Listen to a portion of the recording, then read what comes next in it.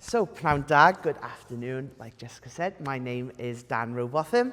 I'm the Director of the Maddox Centre for Welsh Studies at the University of Rye Grant Community College.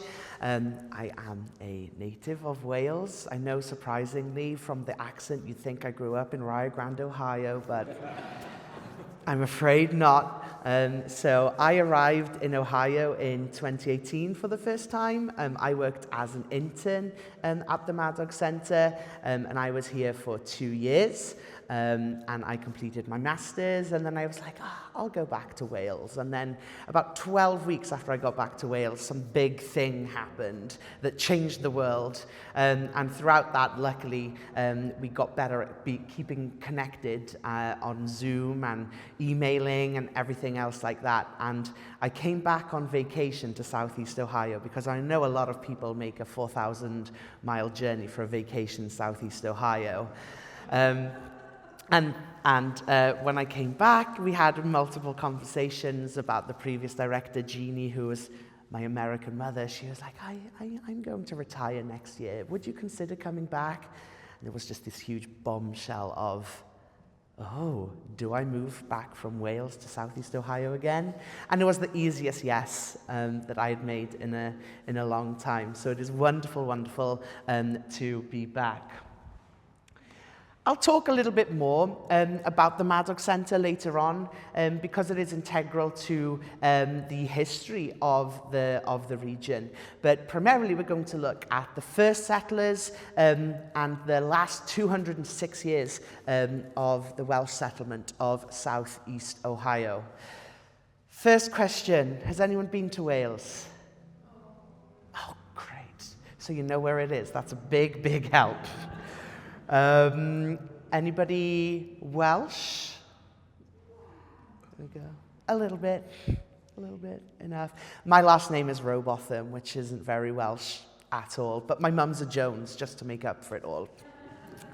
But I'll share my contact details again. But if you do want to come down to visit the centre or the museum, just drop me an email, give me a call. I'd love to show you around, and I'll talk a little bit more as well. But we also have the Welsh Scenic Byway, which is 64 miles of roads in Gallia and Jackson counties that is connecting chapels, cemeteries, archives, museums, and Bob Evans Farm, of course. So I am going to talk a little bit about Wales. Wales, it's a tiny country. It fits into Ohio 5.7 times on landmass. So Ohio is pretty big for me. So the fact that we can do this journey, it's taken me just under an hour to get here, very similar to roads that we have at home, of no straight roads until you get to a highway and very up and down through the hills. So Wales, tiny country, right next door to England. We are not England. We are a part of the UK, but we are not England. We have our own culture, our own legislature, our own language. I am a first language Welsh speaker. I didn't have any English education until I came to the University of Rye Grant in 2018. So including my bachelor's, all of that was through the medium of Welsh. We do have Welsh classes in the region, and Logan is taking part. He did a very good job in our opening night in Jackson last night. But for a small country, we have a population of about 3.1 million people and 10 million sheep. So somewhere I have 3 sheep. I've never met them, but I'm sure they are lovely, lovely, lovely sheep.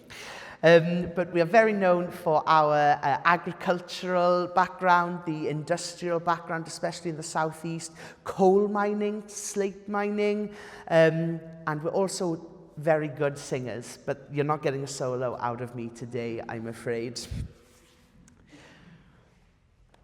So, back in 1818, Wales was looking very different. Yes, it was agricultural. Yes, it was industrial.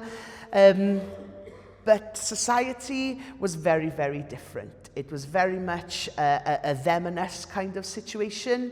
There were landowners who owned land. They would own huge chunks of counties, sometimes the entire county.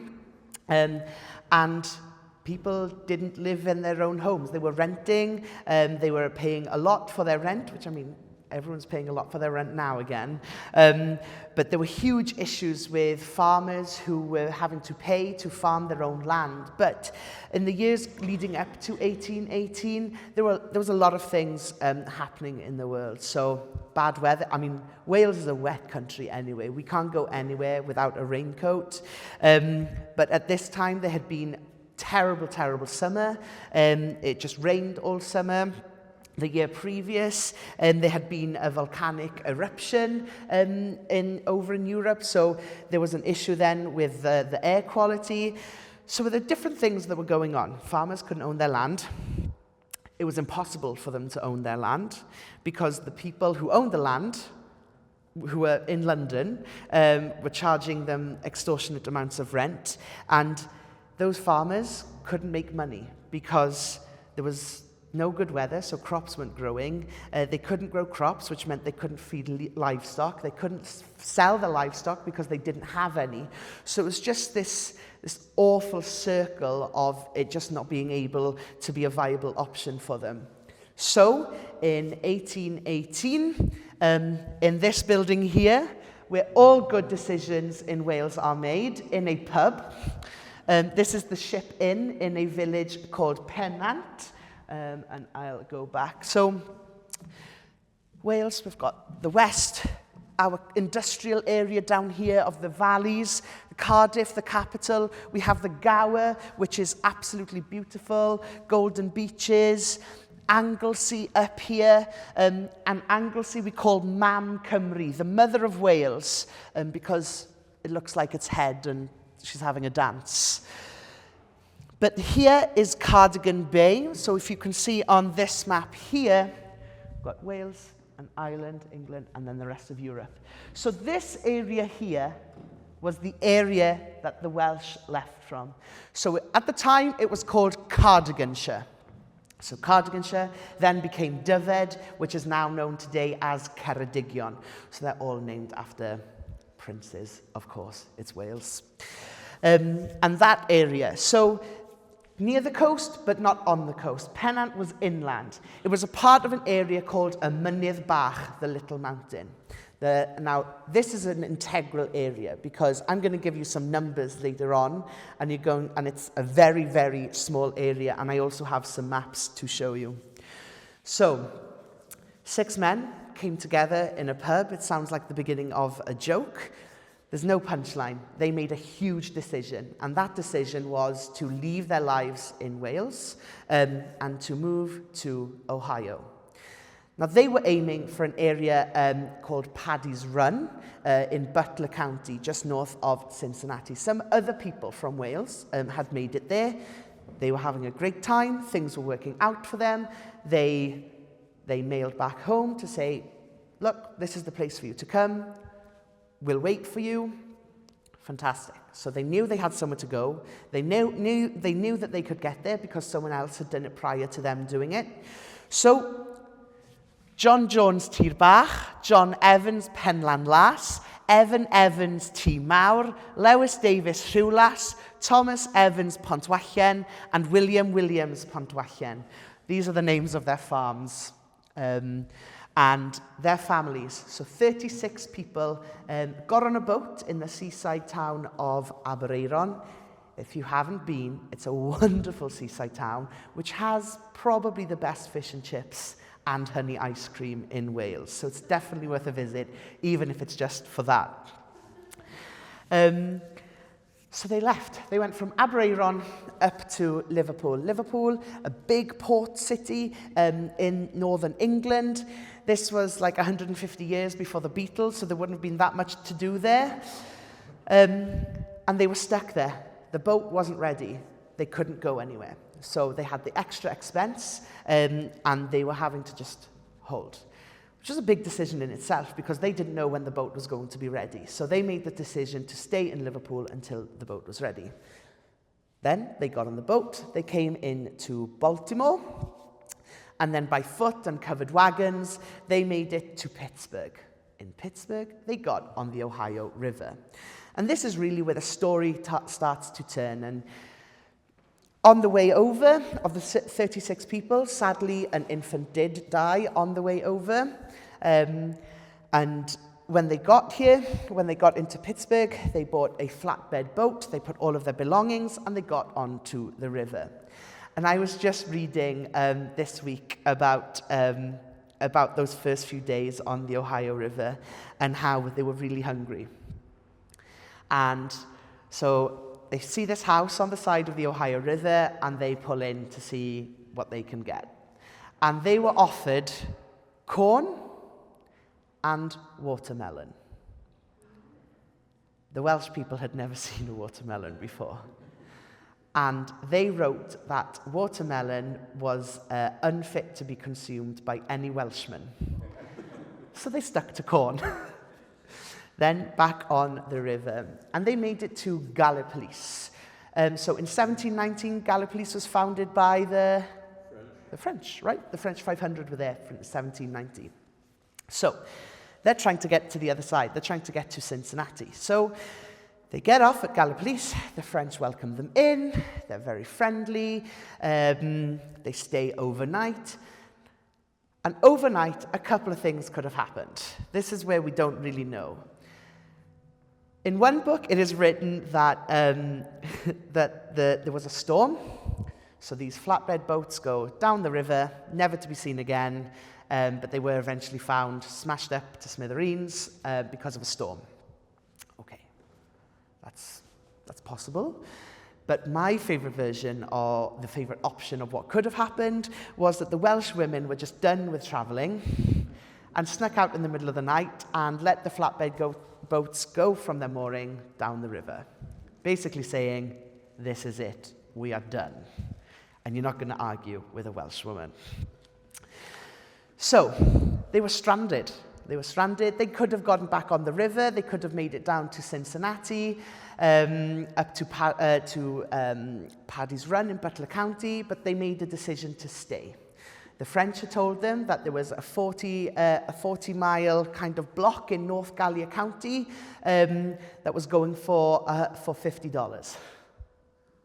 At the time, it's great. I mean, that would be great now, but that's not going to happen.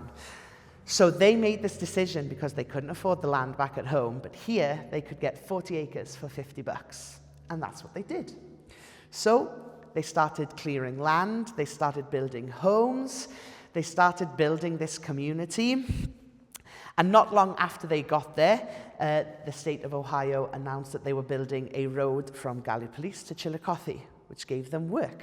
So they had work, so they could further develop what they were building. They had more, they could do more. And then more people start trickling in, and they start adding to the community. And over time, they end up, in the 1830s particularly, a period known as the Great Welsh Tide, we see between 3,000 and 4,000 people coming from just this area, which is probably maybe a 20-mile radius. So between 3,000 and 4,000 people coming from a country at the time, in around the 1811 census was about 700,000 people. From just that small area was a lot of people. So this area was hemorrhaging people. Full disclosure, I had no idea of this history at all growing up. We were never told about it. It was never something that we learnt in school. It was never a part of the curriculum. But my village is right here, in the middle of all this. There are graves in every cemetery in Southeast Ohio with my village name on it. There are people who left from the house 2 doors down from me back at home in my village.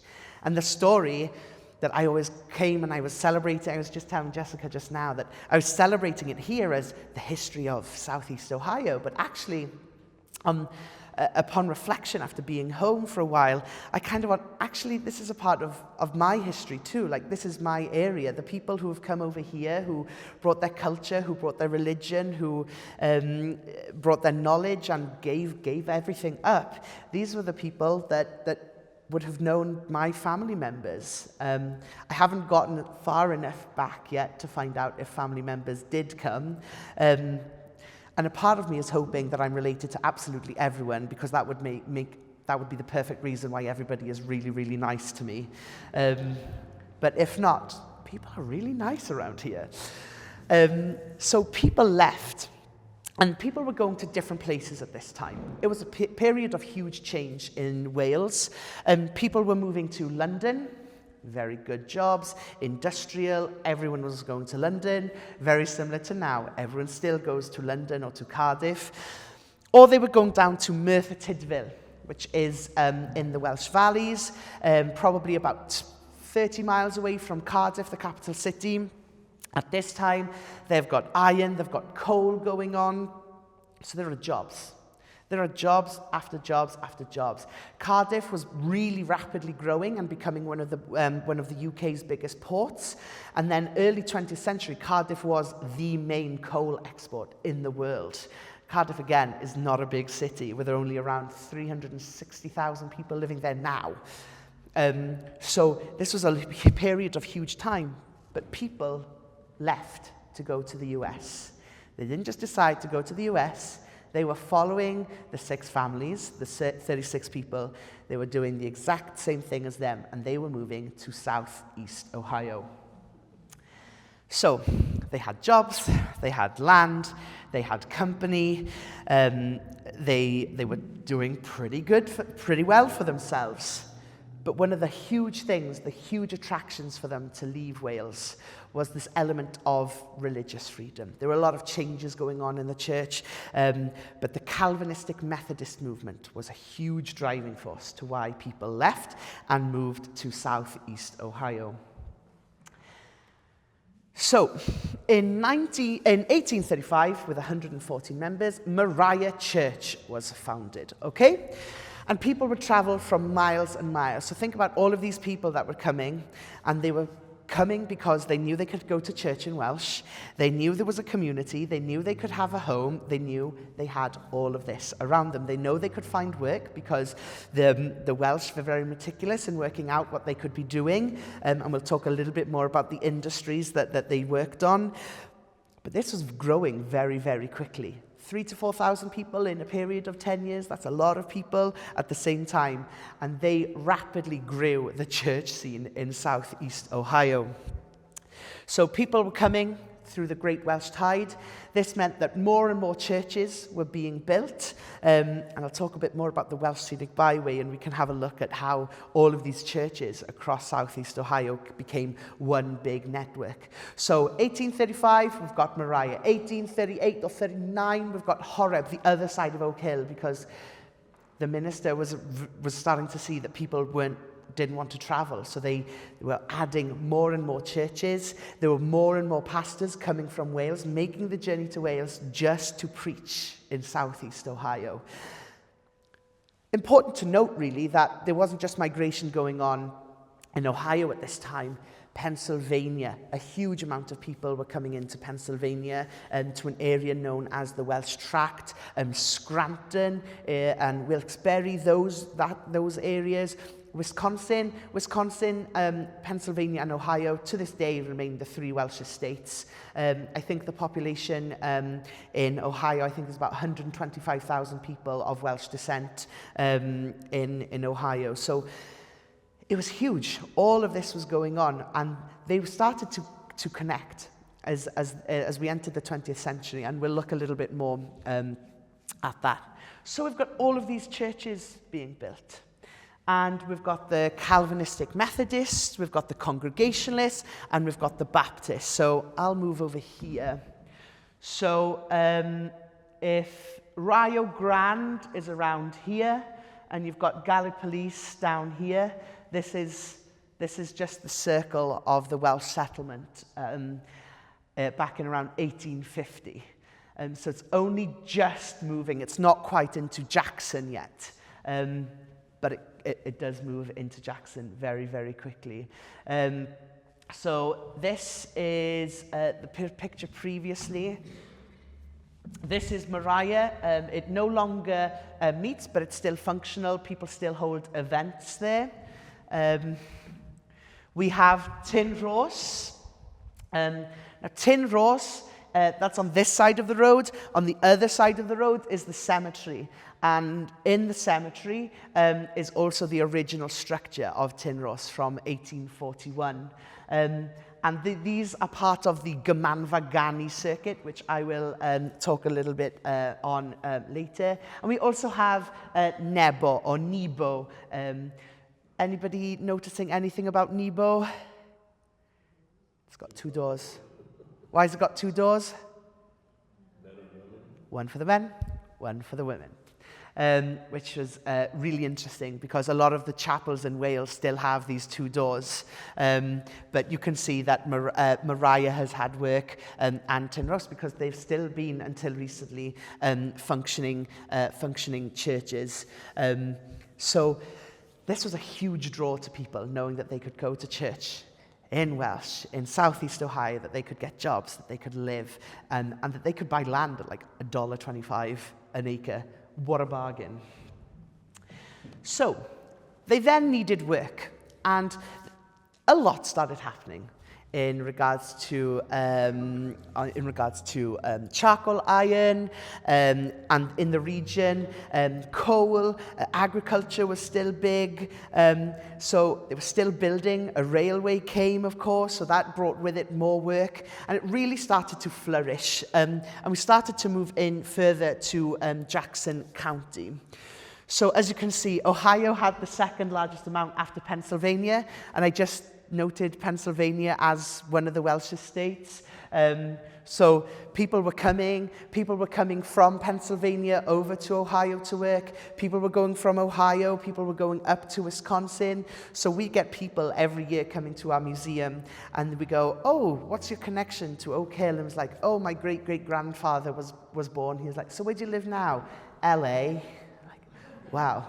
Still a lot of traveling going on. And we meet people every year at events like the North American Festival of Wales. As soon as we say, oh, we're located in southeast Ohio, then they'll go, oh, my so-and-so is buried in... And it's always interesting to see how these people move. But the Welsh were really clannish. They would stick together. So that's what you're hearing a lot of, oh, the Welsh, others joining them, because they would welcome people in. There are stories all the time of,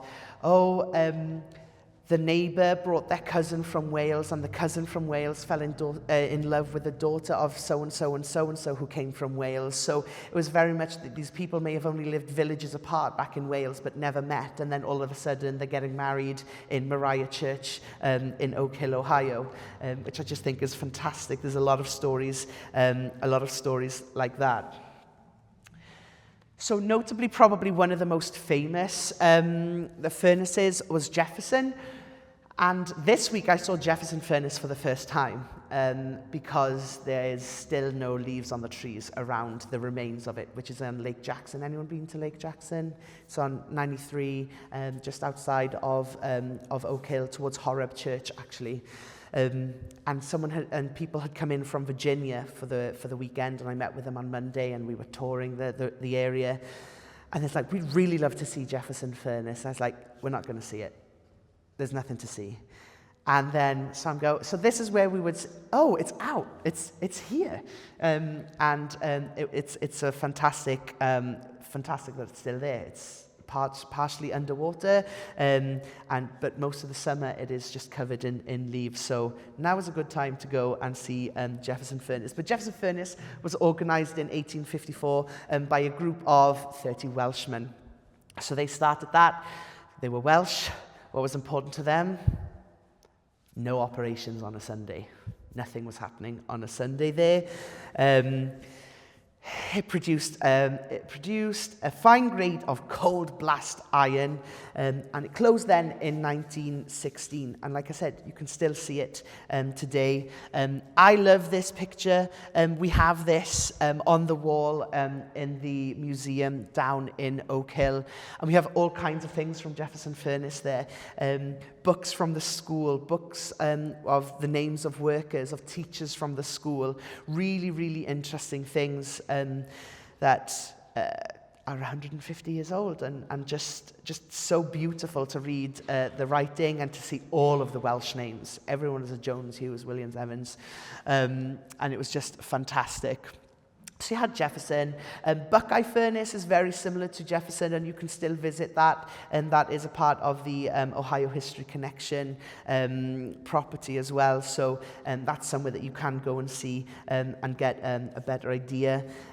You also had Madison Furnace and in Madison Township, and this kind of moved on to become things like Globe Iron and different things like that. So if you are from Jackson County, there's a lot of things that you're going to like.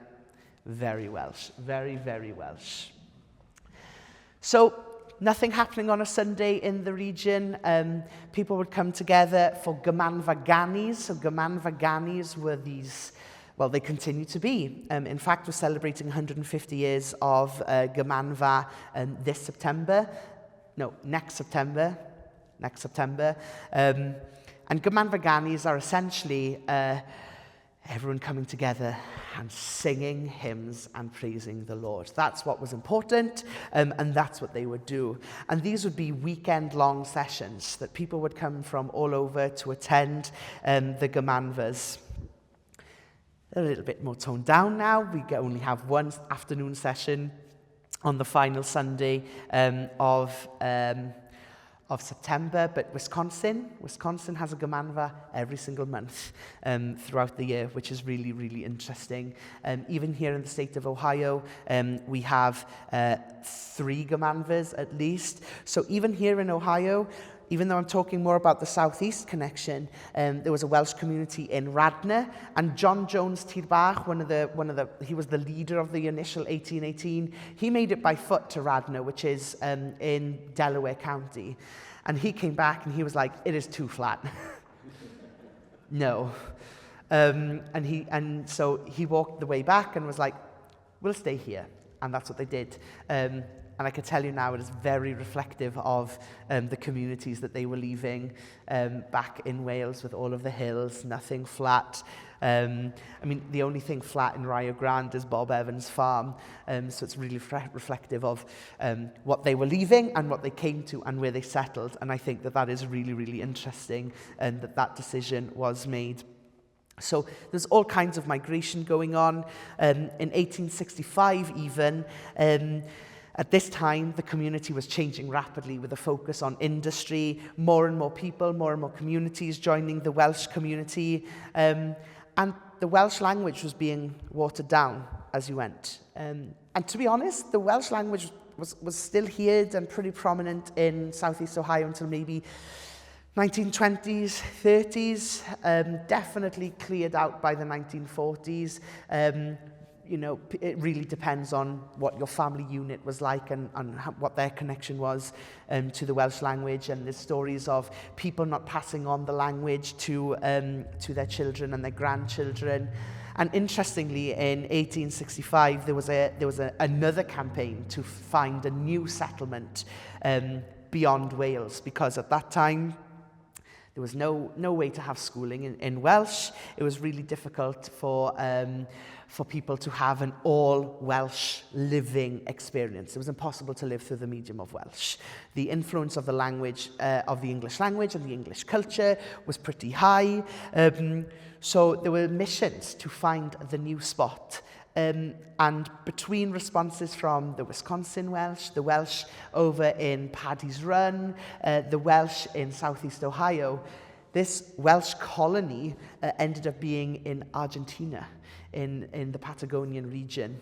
And today, it's very similar to Southeast Ohio. There are chapels everywhere. But what they've done, they've kept the language. So believe it or not, your schooling options in this region are Welsh or Spanish. So people are educated through the medium of Welsh and Spanish, which is interesting because today, with a population of about 3.1 million people in Wales, there's 800,000 Welsh language speakers. So less than a third of us speak Welsh. But to see that around 5,000 people speak Welsh in Argentina is pretty bizarre.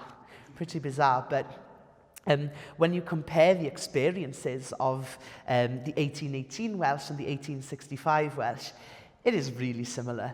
But I think that they went to somewhere that was completely different, that other cultures had not really had not really started to take down it deep into Argentina. And there's a lot of Italian and German and Spanish influence in Buenos Aires, but not further down into the regions. But around here, we had more English, we had more German. So the culture was kind of watering down, but they continue to meet. They continue to have the church. They continue to have their community. They also brought on something called an Eisteddfod. Is there anyone from Jackson? Okay. I'm not from Jackson, but I taught there. Oh, so you know about the Eisteddfod? Yes. So, the Eisteddfod. In Wales, the Eisteddfod is a huge cultural festival now. It's 8 days long. Around 200,000 people come together in a field to celebrate the Welsh culture. We sing, we recite poetry, we write short stories, we do traditional folk dancing, we do modern dancing, we do choral singing, we do group reciting. Anything artsy, it is on this field in tents. And it was one of the huge things in the late 19th century, early 20th century in Southeast Ohio to have an Eisteddfod. So in 1897, the Grand Eisteddfod happened. 4,000 people descended on Jackson to compete, to be a part of the festivities, but also to attend the Gymanfa, to be a part of everything. So the programs, and we have a lot of these programs from the 20s, 30s, so interesting. My favorite thing is looking back at the ads of the time, but for an Eisteddfod that was only held in Jackson, they would get people from Cleveland, Cincinnati, everywhere. So there were stores for clothing in Cleveland who were buying ad space in the programs of these of the Eisteddfods. And it was just fantastic. And in the 20s, they introduced the Southeast Ohio Eisteddfod Association. And in 1922, they had their first annual Southeast Ohio Eisteddfod. These would move around. So they were often held in Centerville. Now, Centerville is probably maybe 3-4 miles max west of Rio Grande. Centerville became the place where everyone was coming to sell things, to do business, to bank. If you drive through Centerville today, you wouldn't get that vibe at all. It's very small. There is a post office, but the bank isn't there. But they do have the Masonic Lodge, and previously that lodge was home to the Eisteddfod, where they would compete. So we have certificates at the centre and in the museum from people who competed in a short story under 21. Really, really interesting, because with the Eisteddfod, it wasn't just a case of getting on stage in front of a tent full of 4,000 people. You were publicly adjudicated. You would get feedback. The adjudicator would come and stand in front of the entire auditorium and relay feedback on every person that has competed. And that's what we still do now in Wales. It's very heavily adjudicated. So recently, 70,000 people under the age of 25 competed in the National Youth Eisteddfod in Wales, which is huge. And all of these children are being adjudicated, being placed first, second, and third, receiving feedback from a musician, a performer in some aspects, and it's incredible. So 1922, we've got the Eisteddfod, and this continued to grow, continued to develop through the 30s, and in 1924, the Eisteddfod was brought into the Jackson schools. Every child was competing in the Eisteddfod. Every child was being adjudicated. And if you go to the Lillian Jones Museum in Jackson, which is a wonderful, wonderful space, if you go to the Lillian Jones Museum, they have the records of all of the gradings of these students, like whether they were first place or superior or everything, which is just fantastic. There's some amazing resources there. I think it's important to note that the Eisteddfod still happens in the Jackson City schools. Fifth graders in the elementary schools, they all learn a Welsh song every single year, Calon Lan, A Pure Heart, which is a very famous hymn. They sing that every year. in high school, they do have some kind of an adjudication. They are graded on it, and in the middle school too, I believe. So it's a tradition that has continued. This, I think, is amazing. In 1928, they built a building, and the only purpose of this building was to house Eisteddfods. That was it. They just wanted a place, and I think it cost them, they raised something like $28,000 to build this building. I couldn't find any pictures to share with you. I'll talk a little bit more about the museum, but right now we're having a lot of work done in our museum in Oak Hill. So there's a lot of things that I need to find and put them in future PowerPoints. And in 1930, the city of Jackson beat Chicago in welcoming the national American Eisteddfod. So people from all over the US came to Jackson in 1930 to celebrate their Welsh heritage, to witness these competitions of solo recitation, solo performances in hymn singing, choral singing. Fantastic. And Eisteddfod today is still seen as a huge celebration of Welsh traditional, Welsh folk art. And it's a really important part of schooling in Wales. And the fact that it still continues to be a part of the school system in Jackson, the only school district in North America, so both the US and Canada, that has an Eisteddfod is Jackson. Jackson, Ohio. Little Jackson, Ohio. It's amazing. And the imprint of the Welsh in North America is incredible. And right now, the Centre, as well as the North American Welsh Foundation, the North American Archive in Nebraska, we're all compiling so much stuff right now to put together a map of North American Welsh history. And I was just thinking that this was going to be fine. We'll just put a couple of churches here and there, and that'll be fine. But as we go deeper and deeper, it's finding these place names, these Welsh place names all across North America, different factoids like the slate on the White House coming from North Wales. And it's just incredible, the Welsh being inscribed on the Washington Monument. It's incredible the impact of such a small nation on this new world that came. And these Welsh last names that are on the roster at the University of Rio Grande Community College, that are on street names all across Ohio and beyond. Is anyone here Davis, Hughes, Williams, Jones, Morgan, Williams? Evans, of course. Edwards, Jenkins. It's incredible. So, the Welsh Scenic Byway, 64 miles long. And this shows you the extent of that settlement. So we saw the earlier one with all of the churches, and this is a map that shows kind of everything as it is today. So we still have standing churches in Tinros, Nebo, Peniel, Sardis, Bethel, and Horeb, Jefferson Furnace. We also have places that were just cemeteries. The earliest Welsh were buried in the Evans Cemetery, which is in Cooper Hollow, and it's right up on a hill.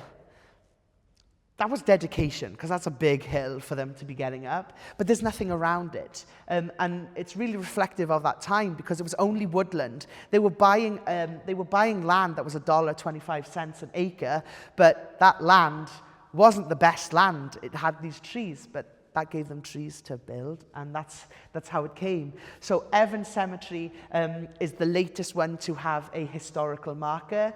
Moriah Church and Cemetery, we've just been awarded a historical marker for Moriah that we will be placing in September of this year. You have Madison, Soar, really interestingly, is just off 93 towards Jackson, and it's looking up from it. You've just got this little hamlet of trees and cemetery, and then you've got the quarry all around it. But that had a church standing there, and I was there on Monday, and it was just incredible to think of all these people who were living so far away from the rest of the community, but it must have been a central point for people who were living around there. And then in downtown Jackson, you have the Lillian Jones Museum, the Cambrian Hotel, which is on the corner there. You can't see it, but inside there is a huge tile mosaic of the Welsh dragon. And that was on the floor as you went into the Cambrian Hotel. It's behind a locked door now, but it is beautiful. I've managed to get in there twice now, I think, to go and see it. You have the Lewis Drug Store. And then you've got Buckeye Furnace, the Bethania Cemetery, Carmel, Bethlehem, and Centerville, and you've Ebenezer, which is still a standing building. So a lot of these are still buildings that you can go into. They still have associations looking after them, which is incredibly interesting. And like I said, Tin Rose is still active for different things. We hold an annual Wreaths Across America event there. We also have our local Gymanfa Gani there every 3 years in circuit with Nebo as well. So this just gives you the extent of it all. And it doesn't really have everything. Every now and again, I find or I hear something and someone goes, my church is a Welsh church and that's not on your map. And I think that is interesting as well, as things kind of developed. And we also have a historical marker in Gallipolis where the Welsh landed in the summer of 1818. So along the byway, we have the Welsh American Heritage Museum. And this was established back in 1972 by a group of community leaders who wanted to come together and preserve Welsh history. It's the oldest Welsh museum in North America, but it's not the only one, which is really interesting. There's a lot of work going on in Radnor, Ohio, and Goma, Ohio as well, and in Granville, the Welsh Hills. There's also a lot of Welsh history there. And all the way out in Wymo, Nebraska, that is home to the Great Plains Welsh Heritage Centre and Archive for Welsh America. So we're starting to look at different ways that we can work together, because we have the shared mission of protecting the history and heritage of the Welsh people who migrated to North America. But it's wonderful. And right now, we've just added HVAC last year. It's being redecorated right now, but we're really excited for this year. We're going to be reopening with new exhibits, with a reimagined space, and we're really looking forward to having people back in and sharing the story of those 36 people, as well as the thousands that came in their droves in the years following that. But it's in the old Welsh Congregational Church. So you walk in and the pews are still there, and it's a really interesting, there's some really, really interesting things there from all kinds of aspects of Welsh life in Southeast Ohio. We have the dentistry drill from the Jenkins, was either Hughes, the dentist in Oak Hill. It's all kinds of things. Molds for false teeth, fantastic. So I'm going to kind of say diolch yn fawr. Thank you very much for listening. Like I said, I'm the director of the Madog Centre for Welsh Studies. And unbelievably, it is the only centre of its kind in all of North America. So I work across the US and Canada doing different things, supporting different projects and events, anything Welsh. So I am the only person in all of North America who is employed 40 hours a week to be Welsh. Isn't that great? Which means that I always have to think, yes, we are 5 hours behind Wales, but also like a few hours ahead of the people who I'm talking to in LA. So I never know what time it is. I just about know what day it is. But I'm really blessed to and really lucky to have my job. And the difference between the museum is far more a heritage-based, whereas the centre is far more forward-looking and what we can do to encourage younger people to be a part of their Welsh heritage. So we have Welsh language classes. We connect with people every week who live in North America, who speak Welsh or who have learnt Welsh or who are learning Welsh. We have a library and a research library for genealogy and local history for the Welsh community of Southeast Ohio. And we're located in Rio Grande, Ohio. Where else? Where else?